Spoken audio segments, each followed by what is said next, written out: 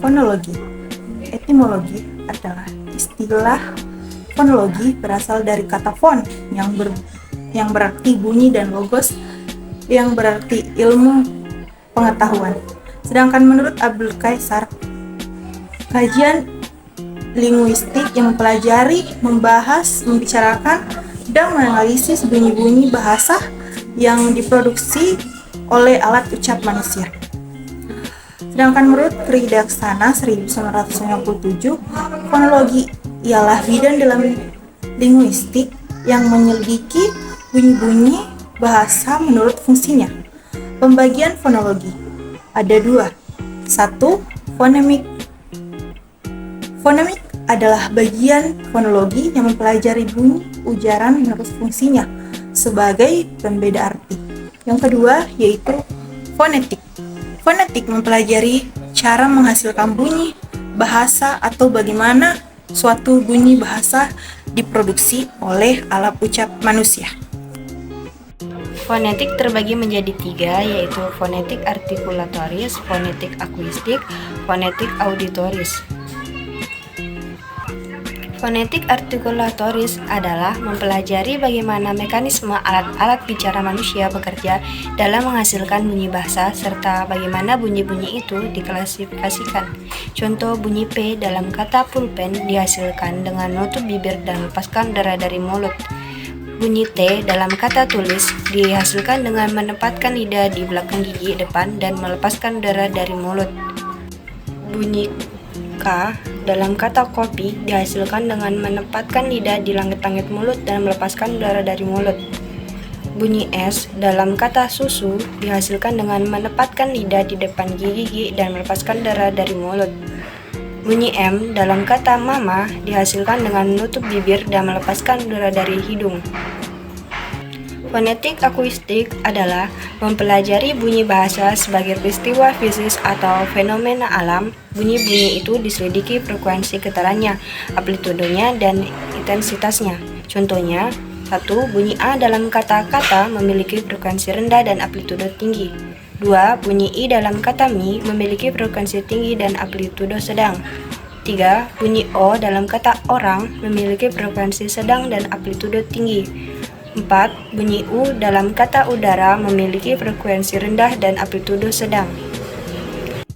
Fonetik auditoris adalah mempelajari bagaimana mekanisme penerimaan bunyi bahasa itu oleh telinga kita. Contohnya adalah perbedaan antara bunyi B dan P dalam bahasa Inggris. Bunyi B dihasilkan dengan getaran suara, sedangkan bunyi P dihasilkan tanpa getaran suara. Pendengar dapat membedakan kedua bunyi tersebut berdasarkan persepsinya terhadap getaran suara yang dihasilkan. Ini merupakan contoh dari bagaimana fonetik auditoris terkait dengan cara pendengar mempersepsikan dan membedakan bunyi-bunyi yang diucapkan. Dari ketiga jenis fonetik tersebut, yang paling berurusan dengan dunia linguistik dan fonetik adalah fonetik artikulatoris, sebab fonetik inilah yang berkenan dengan masalah bagaimana bunyi-bunyi bahasa itu dihasilkan atau diucapkan manusia. Sedangkan fonetik akuistik lebih berkenan dengan bidang fisika dan fonetik auditoris berkenan dengan bidang kedokteran. Sekian dari saya. Alat ucap terbagi atas dua, yaitu yang pertama artikulator. Artikulator adalah alat ucap yang dapat digerakkan dalam berbagai posisi, misalnya bibir bawah, ujung lidah, daun lidah, dan punggung lidah. Yang kedua, ada artikulasi. Artikulasi adalah bagian tertentu alat ucap yang dituju atau disentuh oleh artikulator, bibir atas, gigi atas, pangkal gigi atas, langit-langit keras, dan langit-langit lunak. Selanjutnya ada bunyi bahasa. Bunyi bahasa yaitu getaran udara yang masuk ke telinga dapat berupa bunyi atau udara. Bunyi sebagai getaran udara dapat pula merupakan hasil yang dibuat oleh alat ucap manusia seperti pita suara, lidah, dan bibir. Bunyi bahasa dibuat oleh manusia untuk mengungkapkan sesuatu. Bunyi bahasa juga dapat terwujud dalam nyanyian, atau dalam tuturan. Bunyi bahasa terbagi atas 3, yaitu vokal, konsonan, dan diftong. Yang pertama adalah vokal. Vokal adalah bunyi yang dihasilkan tanpa hambatan atau sekat signifikan di mulut, tenggorokan, atau hidung. Vokal dapat dibedakan berdasarkan keadaan bibir, kedudukan lidah, dan bagian lidah saat menghasilkan suara. Contoh vokal dalam bahasa Indonesia adalah A, I, U. Yang kedua adalah konsonan. Konsonan adalah bunyi yang dihasilkan dengan hambatan atau sekat sebagian atau total dalam saluran ucapan. Konsonan dapat dibedakan berdasarkan tempat artikulasi, tempat di mana hambatan terjadi, dan cara artikulasi. Bagaimana hambatan terjadi? Contoh konsonan dalam bahasa Indonesia adalah P, T, dan K. Yang ketiga adalah diftong. Disebut diftong atau vokal rangkap karena posisi lidah ketika memproduksi bunyi ini pada bagian awalnya dan bagian akhirnya tidak sama. Namun, yang dihasilkan bukan dua buah bunyi, melainkan hanya sebuah bunyi karena berada dalam satu silabel. Contohnya I, O, oi. Klasifikasi bunyi vokal terbagi menjadi 3, yaitu pertama, klasifikasi bunyi vokal kondisi bibir. Klasifikasi bunyi vokal kondisi bibir terdapat 2 bagian. Yang pertama, vokal bulat yang bila diucapkan berbentuk bulat, seperti A, U, dan O. Yang kedua, vokal tak bulat, yang bila diucapkan tidak bulat, seperti I dan E. Yang kedua, klasifikasi bunyi vokal kedudukan lidah, yang dimana terdapat 3 bagian. Yang pertama, vokal tinggi, bunyi I dan U.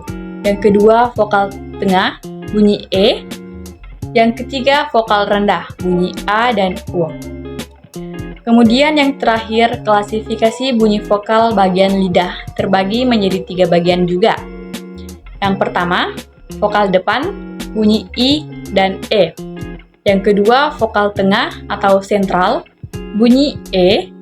Dan yang terakhir, vokal belakang, bunyi O, U, dan A. Di sini saya akan menjelaskan pada slide klasifikasi konsonan. Klasifikasi konsonan itu terbagi atas 2, yaitu berdasarkan kawasan artikulasi dan berdasarkan cara artikulasi. Yang pertama itu berdasarkan kawasan artikulasi. Berdasarkan kawasan artikulasi sendiri terbagi atas 4, yaitu yang pertama konsonan bilabial. Konsonan bilabial yaitu konsonan yang terjadi pada kedua belah bibir. Bibir bawah merapat pada bibir atas. Yang termasuk konsonan bilabial ini adalah bunyi P, B, dan M. Jadi bibir bawah itu merapat pada bibir atas. Dalam hal ini perlu diperhatikan bahwa bunyi P dan B adalah bunyi oral, yaitu yang dikeluarkan melalui mulut. Sedangkan bunyi M adalah bunyi nasal, yaitu bunyi yang dikeluarkan melalui rongga hidung. Selanjutnya yaitu konsonan labiodental, yakni konsonan yang terjadi pada bibir bawah menyentuh gigi atas.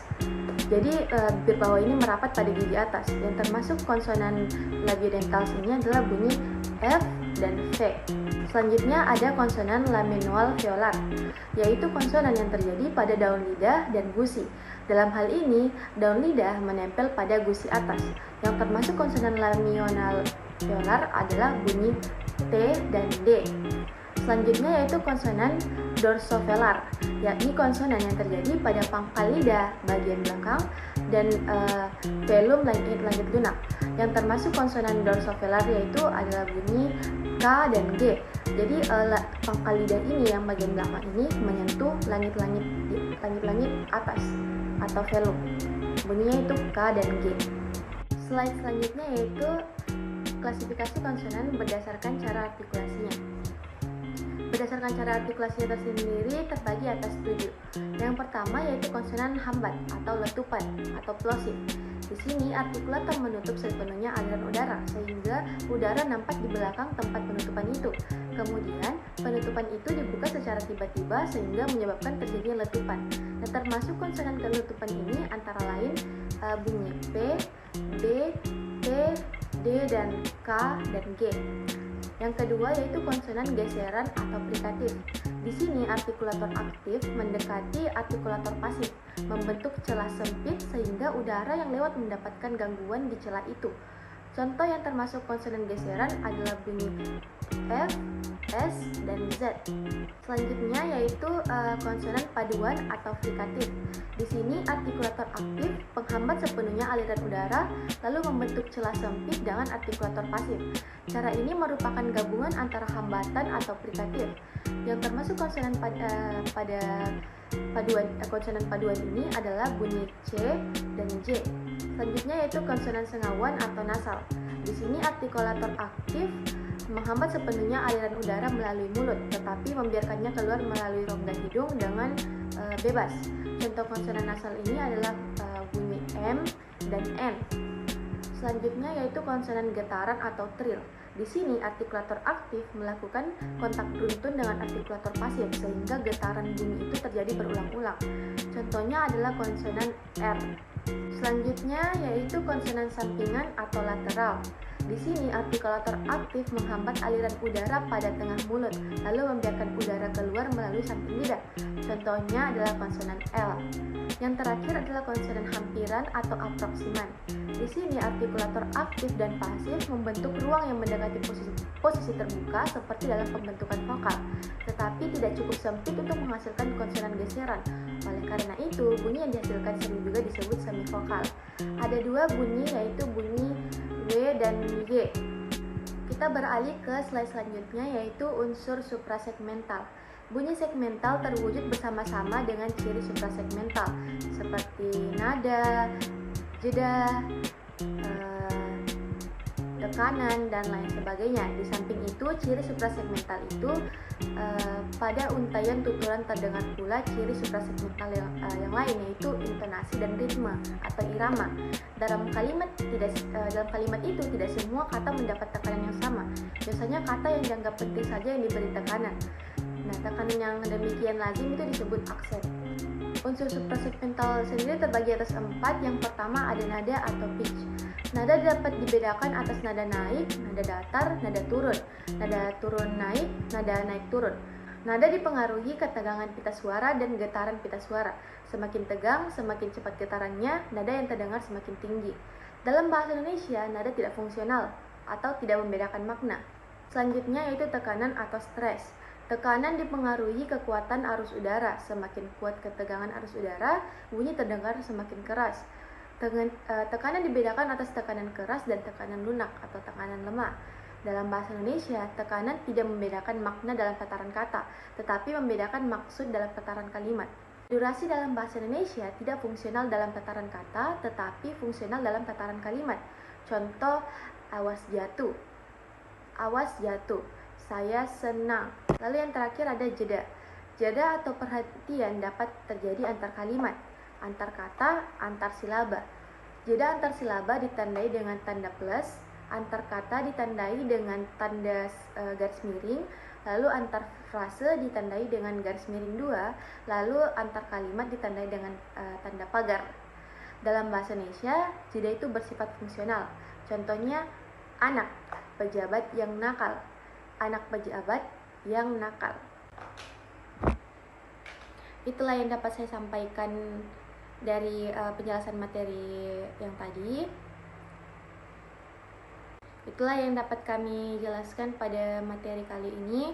Kurang dan lebihnya mohon dimaafkan. Wabillahi taufiq wal hidayah. Wassalamualaikum warahmatullahi wabarakatuh.